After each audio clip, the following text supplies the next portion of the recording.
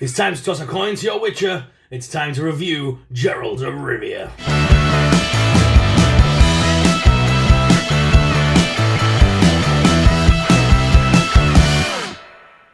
Hey guys, me, your host Superstar. Thank you very much for tuning in. Look where I got.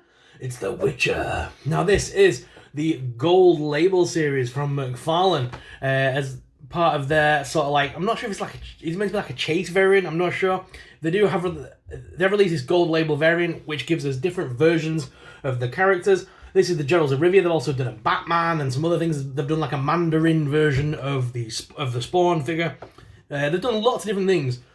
And this is Geralt of Rivia. He's in a different coloured costume this time around with more of a leather look to it, which I kind of like. I couldn't get the original Witcher figure on Amazon, but I did see this one and thought, and I did like the sort of like browner leather looking outfit he's got on, so I thought I'd give that a whirl, see how that looks in the collection. And then later on I will probably get the original one as well.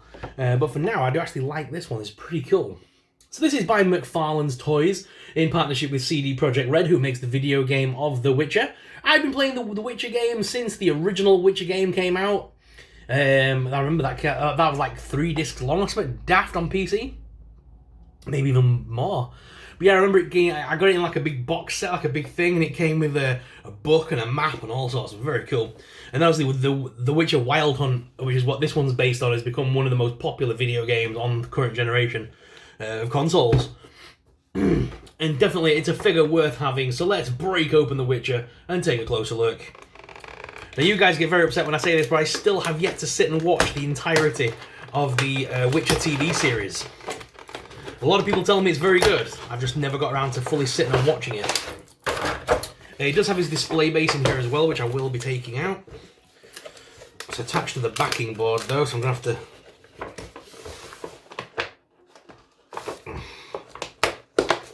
There we go. There's no easy way of getting these out, by the way. I wish they would make these just available in the bottom of the packaging, similar to how Funko do, because there's no way of basically opening this without breaking it and then destroying the packaging. So I do like it where I can basically, you know, like Marvel Legends stuff, where you can technically open them and then put them back in if you want to. These figures from Mcfarlane, they would be otherwise able to do that. It's just that they always seem to do that with the little stand. It does come with the Witcher Wild Hunt logo on there though, which is very nice. I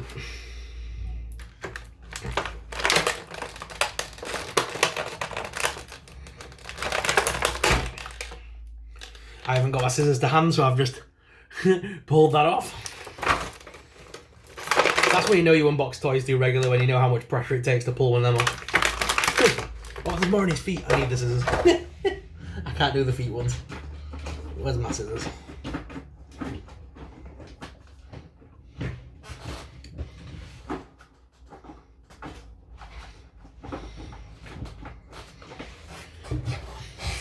Where are my scissors?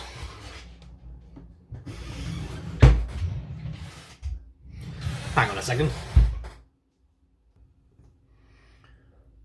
So here he is out of the packaging. It took me a little bit to get him out there, so I just cut and got the whole thing out while I was doing it. So guys, this is Geralt of Rivia. Toss a coin to your Witcher, oh valley of plenty, oh. Love The Witcher, and this figure is so good. Look how cool that face sculpt is. I'm actually really impressed with that face sculpt, first of all. I'm hiding behind it so that the camera keeps focus on the figure. But yes, it looks very nice. I love his Witcher pendant necklace as well. Very detailed, very nice there. And as well, his costume is actually quite puffy. You can push it in there, like whoop, which is very weird. So that gives him a bit more, makes him look thicker than what he actually is underneath, which is still cool. And I'm loving that face scar and things like that. They've got a lot of detailing on the face there. It looks very cool. Articulation wise though, his head is hindered very much by this hairpiece, because as you can see it connects to the back of the neck, so we can't really have him looking up, but we can have him looking more down if you wanted to, and then pop that back up as much as it will. His head will also turn left and right, but again, he's very much hindered by these costume pieces. You want to make sure you lift up that hairpiece to go over the top of these armoured pauldrons, which again are sort of like loose to the thing as well, which is nice. There's plenty of give there. So when you lift up this arm, it's going to slide under to cause no scuffature, which is very good. I like that. As well, they can move, they rotate the arms around, which is very cool. Again, not hindered at all by these pieces. They're all kind of soft, plasticky goods. Double hinged elbow on this one as well, and it does bend all the way back, which is lovely. Gives us plenty of articulation. And we can also rotate at the bicep as well. There's also rotation here at the abdomen. It is hindered a little bit by the costuming. Same with that waist swivel, it does rotate a little bit. I'm not sure if there's actually a rotation under there, or whether I'm just manipulating plastic. So be careful with that. Legs do lift out though all the way, as well as forwards, backwards. And there is double hinged knees on this one as well. Look at that, and they bend all the way back as well. And the foot is also on a ball joint with toe articulation, as per all Mcfarlane figures. All in all, very nicely detailed figure. His does actually also have his swords that go on to obviously his back. There is like a little diagonal hole there, which you can just pop that in and out of. It does pop out, which is nice. So you can actually rotate that around depending on how the articulation is. You can have that more to the left, more down. And again, most people in reviews I've noticed have been showing him with dual blades. Don't do that. I don't think I've ever seen the Witcher dual blade in my personal opinion. So I like to have the smaller sword sheathed. That's just me. I'd rather him have. So put the smaller sword away, and I'd rather give him the claymore. The claymore sword is so much cooler.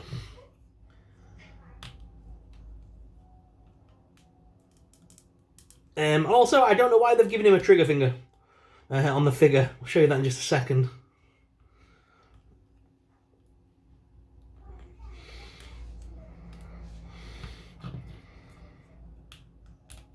On both hands, if you look, the actual fingers are loose, like they would be if you were having a gun. They're not attached to the rest of the hand, which is weird. Obviously, they've reused the hands from another figure or model. I can't tell which one, but they have reused those fingers from another figure because it's not connected to the rest of it, meaning that it's normally doing this. It looks like they've tried to straighten it a little bit for the release. But yeah, you can still tell that it used to have, that it's separated, and it used to obviously have a rounded for a gun. Me personally, like I said, I like to use the claymore sword. It's much broader, bigger sword for like the Witcher to obviously attack monsters and things with. Supernatural beings. His claymore's going to be much more effective against the bigger beasties. Yeah, I've seen so many people in reviews making dual wield swords. And like I said, I don't think I've ever seen the Witcher dual wield sword, in my opinion. I may be wrong if someone can show me something from one of the video games that I'm missing something, but as far as I'm aware, it's always one sword. Shing! So guys, this is Geralt of Rivia out of the packaging, looking very swish. As I said, I really do like this character. It's a figure from the gaming world that I really wanted. As soon as they announced it, I was like, yeah, I'm buying that. It's very rare that I do actually get fantasy-style characters, as they're not normally my thing. I'm more of a sci-fi guy. But definitely once in a while, figures like this do catch my attention. The amount of detailing that has gone into this armor piece is amazing. Like I said, I love the brown version of the armor rather than the usual grey-black.